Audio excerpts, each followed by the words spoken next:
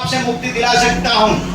आपको क्या करना है? सब कुछ छोड़ के मेरा शरण पे आना पड़ेगा। लेकिन हम शरण पे जाना चाहते हैं भाई, 2 मिनट के लिए बुलाते हैं, आ जाइए सत्संग में, टाइम नहीं। जगन्नाथ रथ यात्रा में आ जाइए, क्या करें, घर पे काम पड़ गया। यही है, इसलिए हमको ये पूरा क्लियरली इसी चीज को हमको समझना है। प्रभु का धाम को जाने के लिए प्रभु का शरण पे जाना पड़ेगा पहला। इसलिए भगवान कह रहे हैं अहम त्वाम सर्व पापेभ्यो, सब कुछ छोड़ के मेरा शरण पहला जाओ। यही बात आप लोगों को बताता हूँ, जब तक भगवान का शरण पे नहीं जाओगे भगवान तब तक आपको स्वर्ग के नहीं दे सकते। आप लोग तो जानते हैं द्रौपदी के बारे में, जानते ही नहीं जानते। फिर सिर हिलाया, बोलो तो हरि बोल। कितना बार समझाएंगे मेरे विद्या प्रभु, आपका शहर में हम लोग थक जाएंगे। मैं तो वृंदावन में जो भी लोग आते हैं ऐसा समझाता हूँ, सभी लोग पूरा मुख दिए तो बोलो भाई। 2 काम के लिए मुख दिया, 2 काम करेगा मुख, क्या करेगा? भजन और भोजन, भजन और भोजन, ये 2 काम के लिए मुख दिया है। हर एक इंद्रिय एक ही काम करेगा, कान सुनेगा, आंख देखेगा, नाक सुनेगा, पैर चलेगा, हाथ ताली बजाएगा, जो भी। लेकिन मुख 2 काम करेगा, तो बोलो तो कम से कम हरि बोल। तब प्रभु का धाम को जाने के लिए शास्त्र का प्रमाण है, भगवान स्वयं करे मेरा शरण पे आओ। हम तो सर्व पर भगवान स्वयं संपूर्ण पाप से मुक्त रहे। और भाई भगवत गीता में ये बता गया, और भागवत में क्या गया? श्रीमद् भागवत की 12 स्कंद की 13 अध्याय की 23 नंबर श्लोक में कहते हैं, नाम संकीर्तन जस्य सर्व पाप प्रणाशनम प्रणाम दुःखशमनस्तम नमामि हरि परम। भगवान स्वयं कह रहे हैं भागवत में क्या कहते हैं? नाम संकीर्तन जस्य, भगवान का शरण पे आप जा पाओगे नहीं जा पाओगे, मंदिर जा पाओगे नहीं जा पाओगे, लेकिन नाम संकीर्तन कर लो। नाम संकीर्तन करने मात्र से संपूर्ण पाप क्या हो जाएगा? नष्ट हो जाएगा अपना आप। इसीलिए कहते हैं कलियुग नाम आधार सुमेर सुमेर नर उतरे पारा। कलियुग नाम का श्रेष्ठ दिया गया, नाम को ज्यादा महत्व दिया गया, क्योंकि सत्ययुग में ध्यान था। पूर्ति जब ध्यायते विष्णु, सत्ययुग में लोग ध्यान करके भगवान प्रसन्न करते थे। सत्ययुग में प्रत्येक व्यक्ति हाइट होता था कितना? 21 फीट।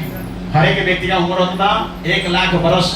हर एक व्यक्ति के घर पे गोल्ड का बर्तन इस्तेमाल होता था। आज के टाइम में गोल्ड है नहीं।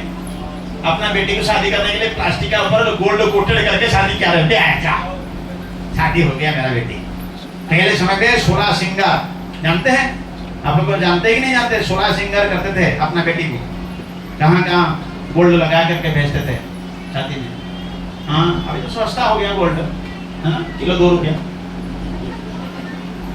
तब ये सब चीज जो बता रहा हूँ आप लोग को, क्योंकि युग के अनुसार परिवर्तन होगा। सत्य युग में ये सब था, त्रेता इसका बाद सत्य का बाद आया त्रेता युग। त्रेता युग में भगवान को प्रसन्न करने के यज्ञ करते थे। यज्ञ करने वाले जो ब्राह्मण होते थे, ब्राह्मण मंत्र से आग को प्रकट करते थे। आज के टाइम में है ऐसा ब्राह्मण। और त्रेता युग में प्रत्येक व्यक्ति के घर पे चांदी का बर्तन इस्तेमाल होता। प्रत्येक व्यक्ति के घर पे चांदी का बर्तन। प्रत्येक व्यक्ति हाइट रहा 14 फीट। प्रत्येक व्यक्ति उम्र रहा 10,000 साल। सत्य त्रेता जाने के बाद कौन सा युग आया? द्वापर युग। द्वापर युग में भगवान को प्रसन्न करने के लिए पूजा पाठ। द्वापर युग में प्रत्येक व्यक्ति का हाइट रहा 10 फीट। प्रत्येक व्यक्ति उम्र रहा 1000 साल। प्रत्येक व्यक्ति के घर पे कॉपर और पीतल का बर्तन इस्तेमाल होता था। सत्य त्रेता द्वापर जाने के बाद कौन सा युग आया? कलियुग। कलियुग में भगवान प्रसन्न करने के लिए प्रभु का नाम। कलियुग में प्रत्येक व्यक्ति उम्र रखा गया कितना साल? 100 साल। 100 साल कोई नहीं देखता है, क्यों नहीं? सूर्य उगने का पहले व्यक्ति को जगना चाहिए। सूर्य उगने का पहले व्यक्ति नहीं जगता है, सूर्य देव ने उसका आयु को घटा देता है। समझ रहे हैं? तब कलियुग में प्रत्येक व्यक्ति उम्र रखा 100 साल। कलियुग में प्रत्येक व्यक्ति का हाइट रखा है 7 फीट। कलियुग में प्रत्येक व्यक्ति घर पे स्टील का बर्तन इस्तेमाल होता है। स्टील मतलब लोहे। तो आपका बेटा आगे किसमें खाएगा? आगे पीढ़ी में पीढ़ी परिवर्तन होता होगा, फिर अभी धीरे धीरे परिवर्तन। हमें अभी स्टील में खा रहे, स्टील मतलब लोहे में खा रहे। हमारा बच्चे आएंगे किसमें खाएंगे? प्लास्टिक। उनका बच्चा आएगा किसमें खाएगा? डिस्पोजल।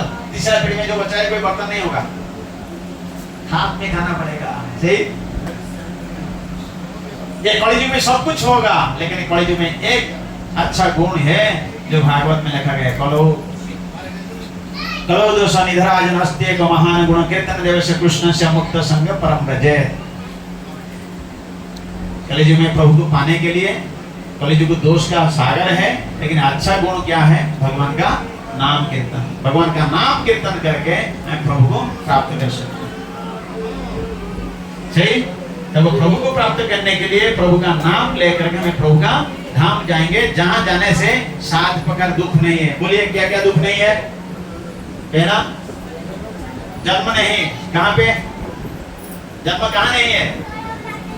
वैकुंठ में जन्म नहीं, और जन्म नहीं तो मृत्यु नहीं, बुढ़ापा नहीं, बीमारी नहीं, और त्रिताप जनित दुख भी नहीं है। तो वो जगत को जाने के लिए हमको क्या करना पड़ेगा? प्रभु का हरे कृष्णा कृष्णा कृष्णा हरे हरे, हरे राम राम राम हरे हरे। जाने के लिए आप लोग तैयार है? ये तैयार है? बोला वैकुंठ जाना है, अभी घर जाना है बोल रहे हैं, मतलब वैकुंठ जाने के लिए पूछ रहा हूँ, बोल रहे किस जाना है? आप देखो, मैं क्या प्रश्न पूछा? वैकुंठ जाने के लिए आप लोग तैयार है? तो क्या करना पड़ेगा? प्रभु का नाम लेके प्रभु का धाम को जाना है, नाम आपको करना पड़ेगा। तब 3 क्वेश्चन हो गया। पहला क्वेश्चन क्या था? बोलो कौन हो? दूसरा, तीसरा, चौथा क्वेश्चन क्या है जिसका ऊपर डिस्कस होगा? मनुष्य जीवन का उद्देश्य क्या है? अच्छा लग रहा है नहीं लग रहा है? बोलिए हाँ जी, हरी बोल के फिर आवाज नहीं निकल पा रहा है, हम भी पसीना हो जा रहा है, फिर आवाज नहीं निकलेगा तो फिर मनुष्य जीवन का उद्देश्य क्या है? बताइए आप खुद, मनुष्य जीवन का उद्देश्य क्या है? मनुष्य जीवन का उद्देश्य 1 है, 2 है, 3 है, 4 है, 5 है? बताइए कितना है? 1 है। क्या है? प्रभु का नाम लेके प्रभु का धाम को जाना। भगवान कृपा करके मनुष्य शरीर दिए। 84-80 लाख इतर योनि क्रॉस करने का बाद मनुष्य शरीर मिला है। 80 लाख इतर योनि किसी में हम जन्म लिया। सुन लीजिएगा, जलजा नवलक्षणी स्थावर 20 लक्षणी कुमेर रुद्र संख्याकार पक्षिणा 10 लक्षका 30 लक्षणी प्रसव चतुर्लक्षणी मानव। इसमें हम संपूर्ण जन्म हो चुके हैं। जल में जितने प्रकार जीव है हमें जन्म ले चुके हैं। जलजा नवलक्षणी, फिर 1 2 नहीं 9 लाख प्रकार जीव जल में वास करते हैं, हमें सभी में जन्म ले चुके हैं। जलजा नवलक्षणी स्थावर 20 लक्षणी, जो पेड़ पौधा देख रहे हो, पहाड़ पर्वत देख रहे हो, उसमें भी हमें जन्म ले चुके हैं। वो है 20 लाख प्रकार की। कुमेया रुद्र संख्या का, और कुर्मी कीटाणु जो होते हैं उसमें भी हम जन्म ले चुके हैं। वो है कितना? 11 लाख। रुद्र संख्या का मतलब 11। पक्षिणा 10 लक्षका, और पक्षी जो उड़ते हैं ना उसमें भी हमें जन्म ले चुके हैं। वो 10 लाख प्रकार की है। कितना हो गया टोटल? बोलो 50 हो गया। 30 लक्षणी पशु जो है 30 लाख प्रकार की चेतना की है, उसमें भी हमें जन्म ले चुके हैं। पशु का बाद व्यक्ति मनुष्य में आता है। और मनुष्य 3 कैटेगरी के होते हैं, तमोगुणी, रजोगुणी और सतोगुणी। जो गौ माता से मनुष्य बनता है वो सतोगुणी होता है। जन्म से लेकर मरने तक कभी भी नॉनवेज नहीं खाता है, सतोगुणी होता है जो गौ माता से आता है। और जो शेर से आता है वो होता है रजोगुणी, और जो बंदर से आता है वो होता है तमोगुणी। हर एक व्यक्ति के अंदर ये 3 गुण है, और समय अनुसार ये गुण प्रकाश पाता है। कभी कभी आप देखो घर पे सब कुछ शांति में समय बीतता है, सही है कि नहीं? कभी कभी ऐसा बात होता है पति पत्नी में इतने प्रेम करते हैं, और सुबह अच्छा प्रेम हुआ, दोपहर में थोड़ा से मुख थोड़ा जला, और शाम के टाइम में फाइटिंग। 3 गुण अलग अलग समय पर काम करते हैं। हर एक व्यक्ति के अंदर ये 3 गुण है, और हर एक व्यक्ति के अंदर देवता का गुण भी है और असुर का भी गुण भी है। ये समझना चाहिए। जब हमें 80 लाख 80 लाख इतर जनी में जन्म लेने के बाद मनुष्य शरीर मिला। मनुष्य शरीर को प्राप्त करके करना क्या चाहिए? मनुष्य जीवन का उद्देश्य क्या है? हमारा डेस्टिनेशन क्या है? हमारा लक्ष्य क्या है? हमें कहाँ पहुंचना है? अभी तक संसार में किसी को भी 99% लोग को अभी तक मालूम नहीं उसका डेस्टिनेशन क्या है। सही है कि नहीं? बोलिए। कोई चक्कर में है खाना। अभी क्या है? अभी हर एक व्यक्ति किसमें लगा हुआ? लेकिन अभी तक डेस्टिनेशन मालूम नहीं है, लेकिन अभी मनुष्य जो है पशु तुल्य कर्म कर रहा है। मैं आपको समझा दे रहा हूं। हर एक व्यक्ति एक ही प्रकार की पशु है। आप खुद बोलोगे हमें मनुष्य नहीं है, पशु है। शास्त्र में बताया गया है आहार निद्रा भयमैथुनं च सामान्य एतत् पशुभिः नराणां धर्महितेषाम् अधिक विशेषो धर्मेण हीना पशुभिः समाना। धर्मेण हीना फिर क्या है? पशु समाना। धर्म नहीं तो क्या है? पशु है। तो एक लाइन सुनिए। ऊपर लाइन क्या लिखा गया? आहार निद्रा भय मैथुन, ये 4 चीजें हम भी करते हैं, पशु भी करता है। करता ही नहीं करता है? एक समझिए। आहार मतलब क्या है? खाना। आप भी खा रहे हो, पशु भी खा रहा है। अंतर है कुछ? सोचने में अंतर है। पशु बिना सोचे खाएगा, मनुष्य सोच विचार करके खाएगा। लेकिन मनुष्य सोचने का शक्ति भगवान ने देने के बाद भी मनुष्य पशु बन चुका है, जो कि नॉनवेज खा रहा है। हजार पशु का नाम बताऊंगा जो पशु कभी भी नॉनवेज नहीं खाते हैं। बोलो सही है कि नहीं? आप बताइए कौन कौन पशु नॉनवेज नहीं खाते? गाय, हाथी, घोड़ा, बकरी, बोलो, जिराफ, ऊंट, हिरण।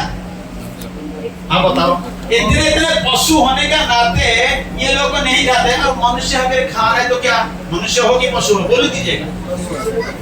और बहुत सारे लोग बोलते हैं हम नॉनवेज नहीं खाते, अंडे खाते हैं।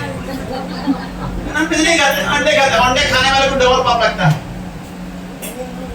डबल पाप। इसमें जीव है कि नहीं? ये अंडे के रूप में पहले आएगा, इसका बाद उसको गर्म करके फिर वो लोग क्या करते हैं, जो पक्षी मतलब जैसे मुर्गी अपना पंख के नीचे रख करके उसको गर्म करके उसका बच्चा पैदा होती है, फिर अंडे के रूप में आता है। इसके बाद फिर बच्चे होते हैं, और इसको हम लोग खाएंगे तो डबल पाप। इसलिए कहते हैं संडे है मंडे रोज खाए अंडे, जब नरक जाए सिर में पड़े डंडे। खाओ डंडा भाई, खाओ। हमको क्या फर्क पड़ता है कि नहीं? जो जबरदस्ती का दंडा खाना चाहता है, जैसा कोई व्यक्ति गलती करता है तो पुलिस कितना दंडा मारता है? मार के पास खून पसीना निकाल देता है। अरे भगवान ने कुछ नियम बनाए, नियम तो पालन करो। गवर्नमेंट कुछ नियम करता है, इसको पालन करते हैं। सही है कि नहीं?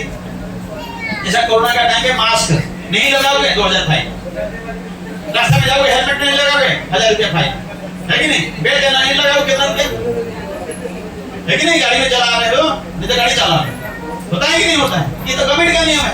अब भगवान कुछ नियम बनाया, उनका नियम को कोई पालन नहीं करेगा। हम तो भगवान का ऊपर है, हम खुद भगवान बन चुके, हम अपना नियम में चल रहे हैं। इसलिए भगवान ये जैसा भौतिक जगत में जेल रखा गया, तो भगवान की जगत में एक प्रकार के नरक रखा गया। भगवान ने नियम बना करके छोड़ा है, आपको यहाँ धरती में भेजा। तब आहार को पहले शुद्धि करो। क्या करना है? पहले शुद्धि करो आहार को, भोजन को शुद्धि करो। क्या खाना चाहिए क्या नहीं खाना चाहिए, शास्त्र में प्रमाण है। भगवद गीता में भगवान कहते हैं पत्रम पुष्पम फलम तोयं जो मे भक्त्या प्रयच्छति तदहं भक्त अपहृतम् अस्नामि प्रयतात्मना। भगवान को भोग लगा भोजन कीजिएगा। भगवान फिर भगवद गीता में जिज्ञासिष्ठ शनक्षण धर्मुच्यन्ति सर्वकेले विषयी भुजेन्तु अघम पापा पंचनाथात्मकानां। भगवान को भोग बिना भोग लगा हुआ चीज खाओगे तो पाप ही लगेगा। और पापी व्यक्ति कभी भी वैकुंठ जा सकता है? बोलो कहाँ जाएगा? बस आप समझ में आ रहा है अभी। तब पहले आहार को शुद्धि करो। आहार का बाद है निद्रा। पशु भी सोता है, हम भी सोते हैं, कोई अंतर है? हाँ, वो कहाँ भी सो जाएगा। हम सोने के लिए अच्छा गद्दा चाहिए, एसी रूम चाहिए, नहीं तो कूलर चाहिए, पंखा चाहिए, गर्मी लग रहा है, चाहिए कि नहीं? लेकिन नींद तो दोनों को दोनों लेना है। पशु भी नींद लेता है, हम भी नींद लेते हैं। आहार निद्रा। भय, पशु बचने के लिए, भय से बचने के लिए उसका हाथ में नाखून और दांत में दांत होते हैं, नाखून और दांतों से वो अपना को बचाव रखता है। हमें भय से बचने के लिए क्या करते हैं? अस्त्र शस्त्र रखते हैं, चौकीदार रखते हैं, नहीं तो कुत्ता रखते हैं। आहार निद्रा भय, इसका मतलब मैथुन, मैथुन मतलब बच्चा पैदा करना। पशु भी बच्चा पैदा करता है, मनुष्य भी बच्चा पैदा कर रहा है। चारों चीजें मनुष्य कर रहा है, पशु कर रहा है। अंतर क्या रहा?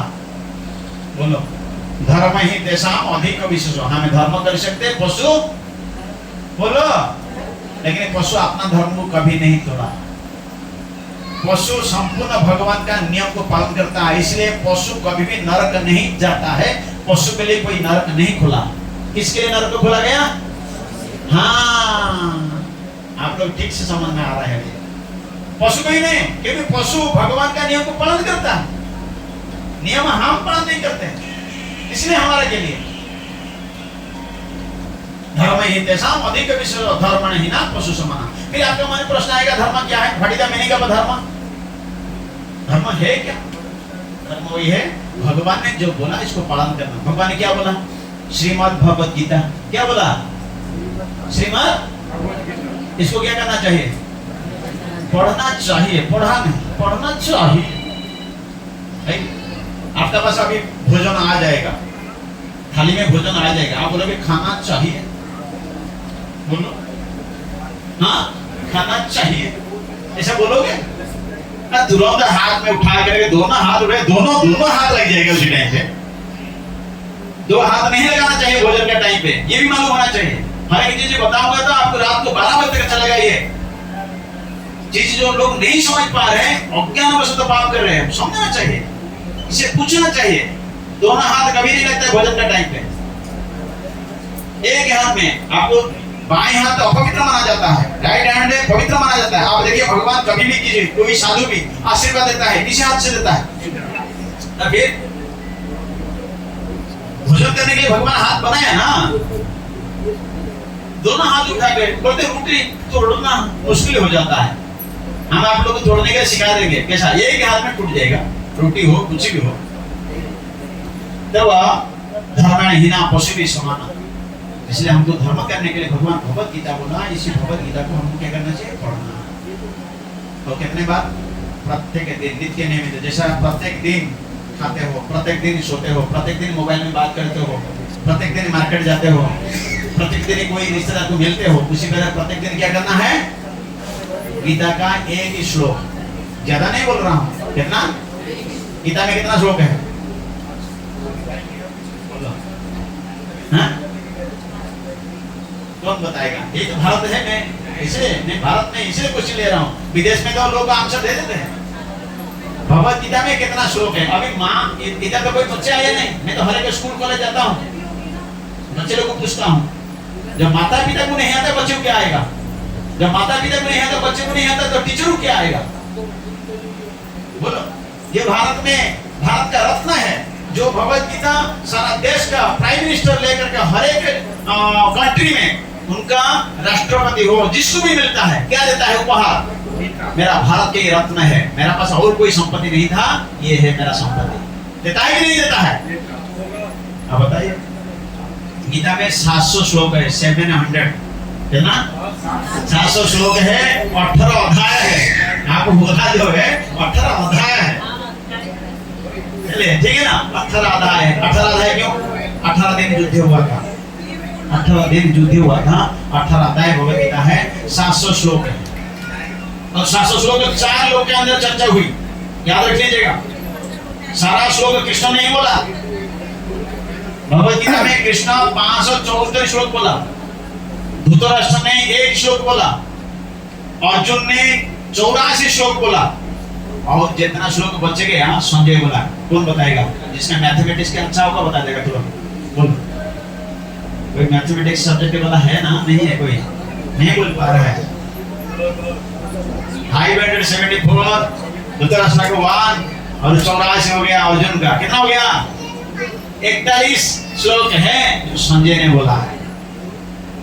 ठीक है? ये टोटल 700 श्लोक है भगवत गीता में। आपको डेली आप एक ही श्लोक पाठ करते हो, आपको 2 साल लगेगा। अब 2 श्लोक पाठ करोगे तो कितना दिन लगेगा? 1 साल। पढ़ते रहिए। और जिस घर में भगवत गीता पढ़ा जाता है वो घर पे सारा सारा देवी देवता, सारा तीर्थ, सभी साधु संत, सारा तपस्या उसी घर में हो जाता है गीता पढ़ने मात्र से। लेकिन हम लोग भगवत गीता रखते तो नहीं है, पढ़ने का दूर की बात है। अब ऐसा से रखते भी है, पढ़ते नहीं। और भगवत गीता ज्यादा से ज्यादा लोग रखा है शो क्लास में दिखाने के लिए। देखो बहुत सारे लोग घर पे जाओगे, ठाकुर जी है लेकिन शो क्लास है। हाँ देखो मैं वृंदावन से लेकर आया था, वृंदावन से, ये देखो पूजा नहीं हो रहा है। इसलिए भारत, इसलिए ये जो लास्ट है मनुष्य जीवन का उद्देश्य है, क्या करना है हमारा मनुष्य जीवन को उद्देश्य है भगवान का धाम को जाने के लिए। इसके लिए हमको भगवत गीता प्रत्येक नियमित आपको पाठ करना। जब पढ़ोगे तब जन्म चक्र से छूट जाएगा। भगवान भगवत गीता में कहते हैं भारतमुक्त सर्वस्व विष्णुमुद्रा गीता, विष्णुमुद्रा भारतमुक्त सर्वस्व विष्णुमुद्रा गीता को लोगों पे तो पुनर्जन्म न विद्यते। ये जो श्लोक बोला गया इसमें कहते हैं आप गीता और गंगा दोनों बराबर है। गीता भगवान का मुख से निकला, इसको कहते हैं अधरामृत, और गंगा कहां से निकली? तो दोनों बराबर है। लेकिन हम हर एक दिन गंगा में स्नान नहीं कर सकते, गंगा का जल पान नहीं कर सकते, हर एक दिन तो हो नहीं पाएगा। लेकिन गीता तो हो पाएगा। गीता रूपी गंगा में स्नान करना, गीता रूपी गंगा में स्नान करना मतलब क्या है? प्रत्येक दिन गीता को पाठ करना। और इसका